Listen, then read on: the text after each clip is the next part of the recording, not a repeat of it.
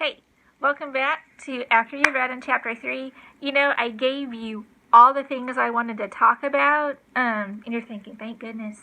I gave you all the things I wanted to talk about in the pre-video.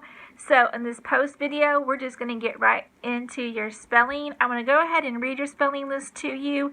And then I'm going to give you your first lesson of vocabulary list, or vocabulary word. Let me get them for you. In your packet that I've mailed to you, you've probably already opened it and already seen it.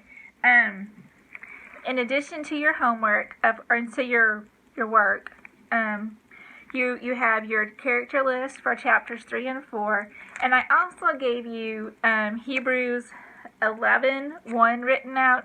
I didn't write out 1 through 6. If you want more reading, I wrote it at the bottom that you could read Hebrews 1 through 6 and read the whole. Oh, excuse me, Anna. You could read the whole. It's a good thing we don't need to be perfect, huh?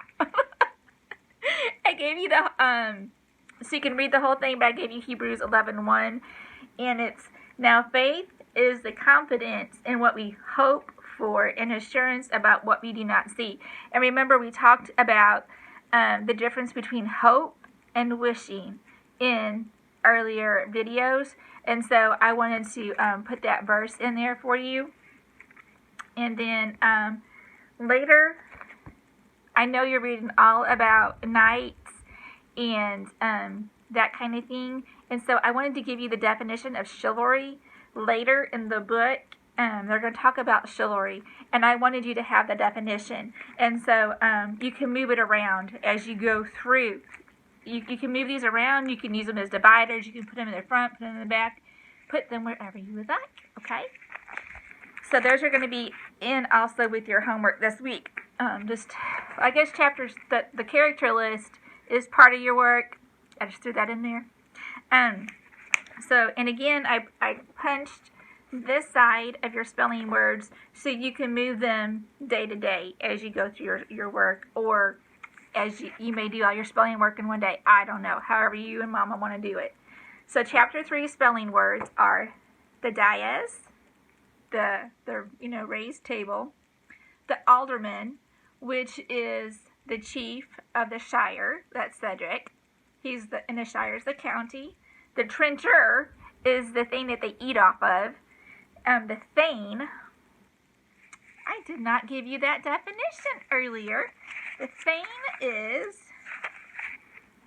in early England, a member of a class of freemen who had held land of the king or lord in return for military services.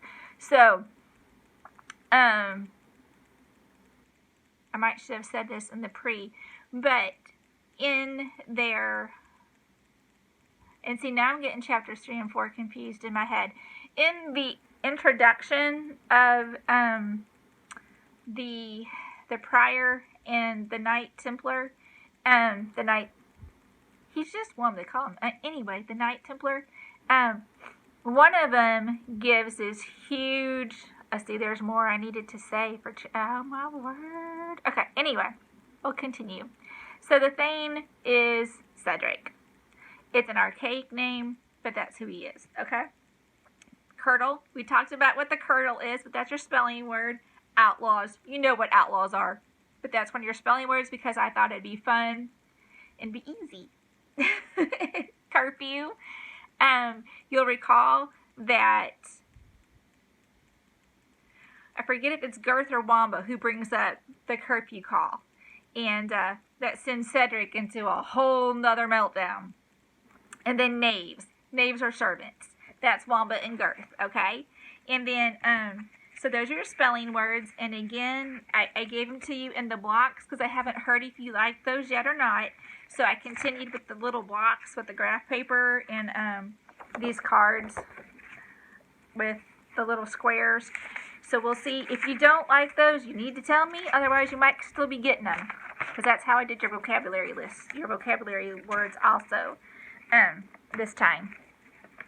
I gave them to you in,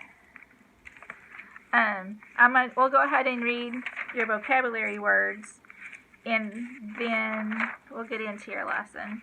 But as you can see, maybe you can see it right here, I gave you little blocks.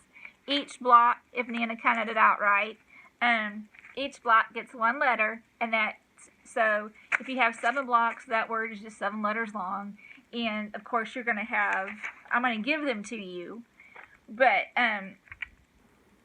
if you don't watch the video and you just do the work on your own, which is possible, you know, that's certainly an option, you'll know that each little square should have 1 letter, and that's as long as a word should be. But you were going to figure that out anyway. I know. I'm sorry. I just got to say some things.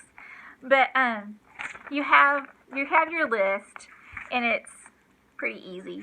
I know it's easy for you. It's just a matter of the writing. Okay. And the repetition hopefully will help you learn the words and know what they mean for ever. I don't know. For as long as you need them. Okay, so the dais is we've already covered what that means. I'm not going to say it again here. And then the alderman, we've covered what that is. Now the Menevia is the fur. She tells you what it is. The reader tells you what it is as they're reading the book. The Menevia is the inferior fur, they call it, or it's the fur of a gray squirrel, which is not quite the quality of fur that the prior and the knight have on their vestments. But I just wanted to put that in because, you know, when we go squirrel hunting and we kill a gray squirrel and we skin that squirrel, we're going to go, oh, look, we have some Menevia. And nobody else is going to know but you and I what we're talking about. Won't that be fun? Okay. So, warders, we talked about them guarding. They're people who guard, remember. And then banditti, we covered that. Rotherwood, knave, trencher, trenchon. And then thane, it's in early England, is a member of a class of freemen who held land of the king or a lord in return for military service. So, a thane is Cedric, and the land that he lives on, his home, actually belongs to the king or the lord of the area. Now, he is the chief of that shire of that county, but his home actually belongs to somebody else, belongs to the king or the lord. And then the kirtle, we talked about it being Rowena's dress or skirt, but it can also be a man's tunic or coat. Now, I put that in there because it might apply to another book that you're reading at this time, or, you know, in the vicinity of this, because I know there's a lot of Old English or Knights and that kind of thing that you're reading right now. So I wanted to make sure that you knew it's not just a woman's dress or skirt, that it can, a kirtle could also be a man's coat or tunic. And then the drudge, and then the pigment. Those are all your vocabulary words for chapter 3 and chapter 4. I didn't give you anything for chapter 4. Okay? All right. I think I'm going to stop this video here and then make another one for your lesson 1. I know I said earlier, I think this has just gone on long enough.